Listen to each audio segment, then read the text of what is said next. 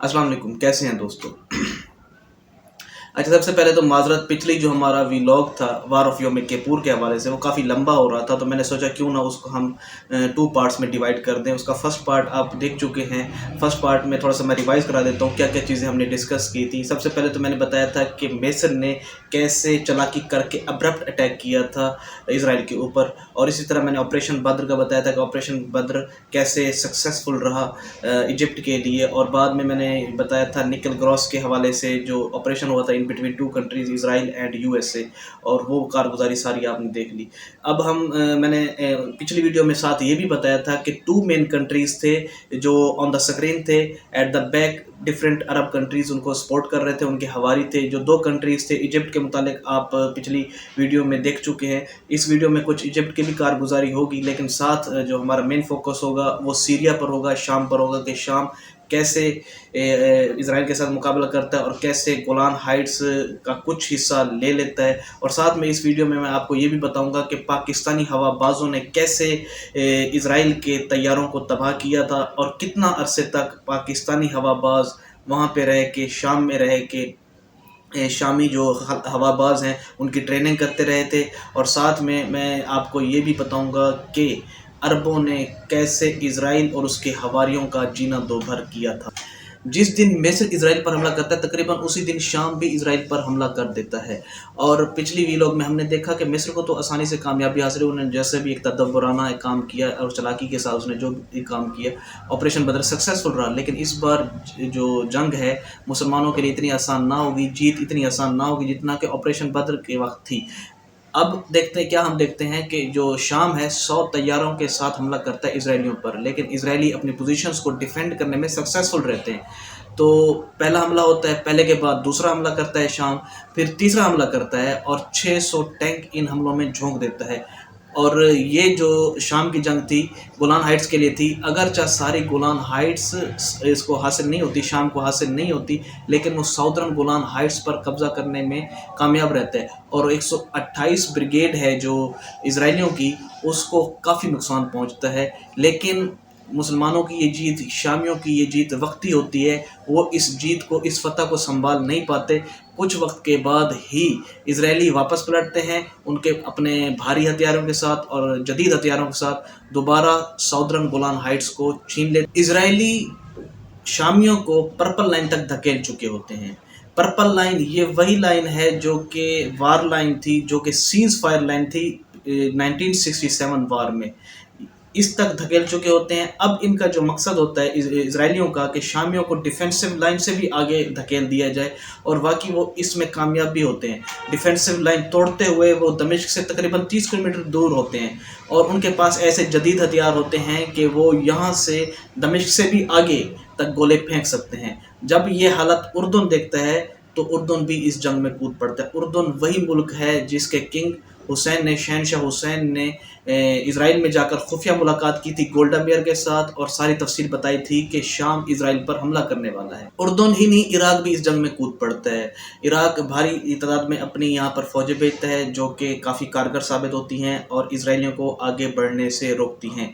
और मिस्र का, दूसरी तरफ अगर हम मिस्र का देखें, मिस्र का सिर्फ मकसद ऑपरेशन बदर जितना नहीं था, मिस्र का मकसद था पूरे सिनाई पेनिनसुला पर कब्जा करना। और क्या देखते हैं हम, 14 अक्टूबर को गिद्दी पास और मेतला पास को कैप्चर करने के लिए मिस्री फौजें आगे बढ़ती हैं, जो कि सिनाई पेनिनसुला के लिए काफ़ी अहम है। लेकिन इस बार फतह जो है यहूदियों के मुकद्दर में थी, क्यों, उनके पास भारी और जदीद असला आ चुका था। मिस्र के यहाँ पर तकरीबन 400 टैंक थे, जबकि इजरायलियों के तकरीबन 900 टैंक थे। और यहाँ पर जो टैंक तबाह हुए वो 150 यहूदियों के तबाह हुए, इजरायलियों के तबाह हुए, और 200 से 250 के करीब टैंक वो मिस्रियों के तबाह हुए थे।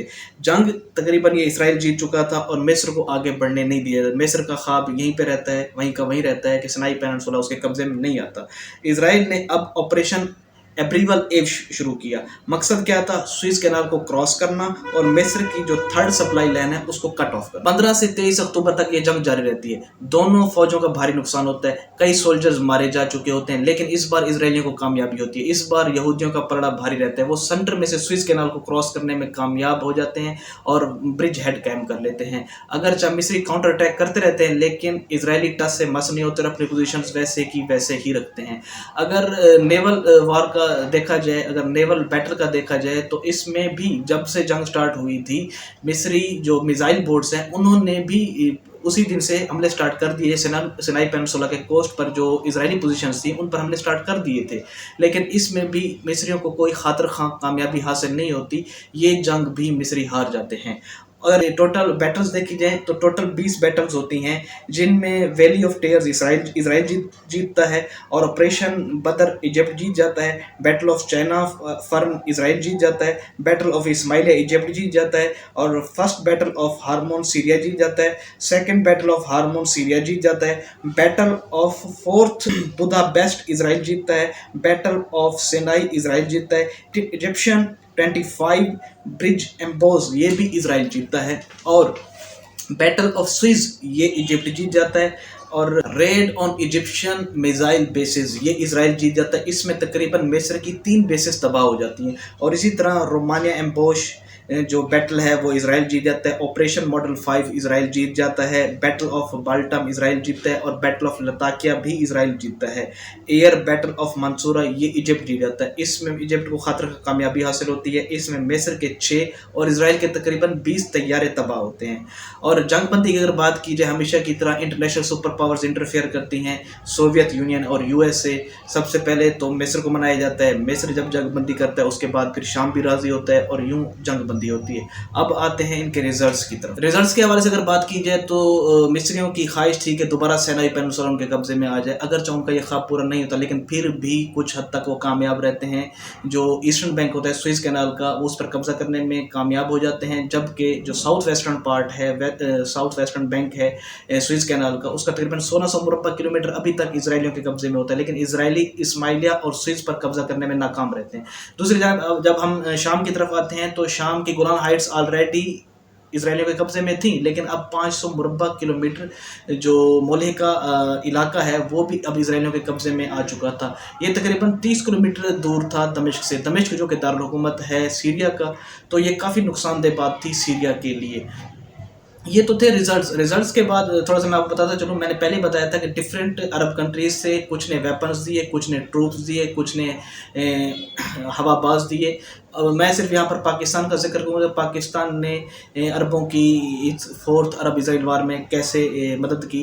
पाकिस्तान के पाकिस्तान ने वैसे तो तकरीबन 8 हवाबाज भेजे थे और मिस्र चूँकि जंग ख़त्म कर चुका था तो मिस्र के साथ मिलकर कोई इसराइलियों के खिलाफ जंग नहीं की, लेकिन शाम की जंग अभी जारी थी तो पाकिस्तानी हवाबाजों ने शाम के साथ मिलकर इसराइलियों का मुकाबला किया था। पाकिस्तानी हवाबाज थे एक सितार अलवी साहब। सितार अलवी साहब ने इसराइलियों का पहला जो तैयारा था F4 फैंटम, पाकिस्तान के फ्लाइट लेफ्टिनेंट सितार अलवी साहब ने इसराइलियों का पहला मिराज तैयारा मार गिराया था। और इसी तरह पाकिस्तानियों ने 4 और भी इसराइली तैयारे F4 फैंटम भी तबाह किए थे, लेकिन पाकिस्तान में इसमें कोई नुकसान नहीं हुआ था।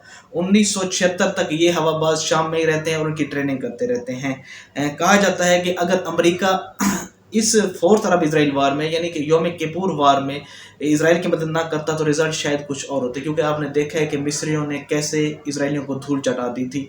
पूरी वही हिकमत अमली के साथ इन पर वारिद हुए थे, लेकिन अमेरिका इसमें कूदता है। लेकिन अरब भी कुछ कम नहीं है। अरबों ने फिर एक चीज़ आपने सुनी होगी, ऑयल क्राइसिस। ये 1973 की बात है, ऑयल क्राइसिस हुआ था। अरबों ने इसराइल और उसके जो हवारी ममालिक हैं उनके लिए तेल की जो तिजारत है बंद कर दी थी। बहुत यानी कि सख्त दिन देखने पड़े थे अमेरिका को और इसी तरह इसराइल के हवारियों को। ये एक काफ़ी क्रिटिकल सिचुएशन थी इन ममालिक के लिए। इसको ऑयल क्राइसिस के नाम से याद किया जाता है। और थोड़ा सा मज़ीद आगे बढ़ें तो 1979 तक मिस्र और इसराइल के दरमियान गुफ्त शनीद जारी रहती है।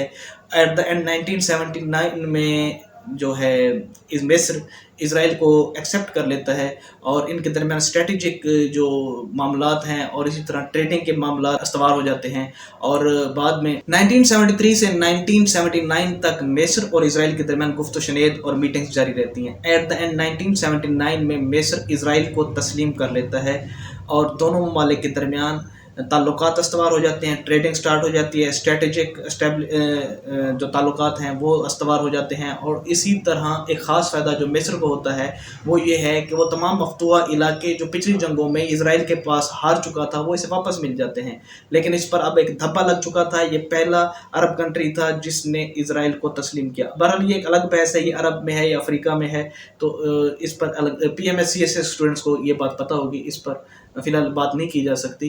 تو 1979 میں انور السادات نے مصر نے اسرائیل کو تسلیم کر لیا۔ تقریباً 2 سال بعد 1981 میں مصر میں ہی انور السادات کو ایک مصری گولی مار کے ہلاک کر دیتا ہے۔ بہرحال اس کے پیچھے وجہ یہ ہوتی ہے کہ انہوں نے اسرائیل کے ساتھ تعلقات استوار کر لیے ہیں، یہودیوں کے ساتھ تعلقات استوار کر لیے ہیں اور اسرائیل کو تسلیم کر لیے۔ یہ تو تھی مصر کی بات، جبکہ دوسری طرف اب تک شام نے اسرائیل کو تسلیم نہیں کیا تھا، اور شام کا تقریباً 500 مربع کلومیٹر قبضے میں تھا، اور گولان ہائٹس بھی ان کے قبضے میں تھی، اور ابھی تک معاملہ جوں کا توں تھا کیونکہ انہوں نے اسرائیل کو تسلیم نہیں کیا تھا۔ یہ تو تھے ریزلٹس 1979 تک میں نے آپ کے ساتھ شیئر کیے۔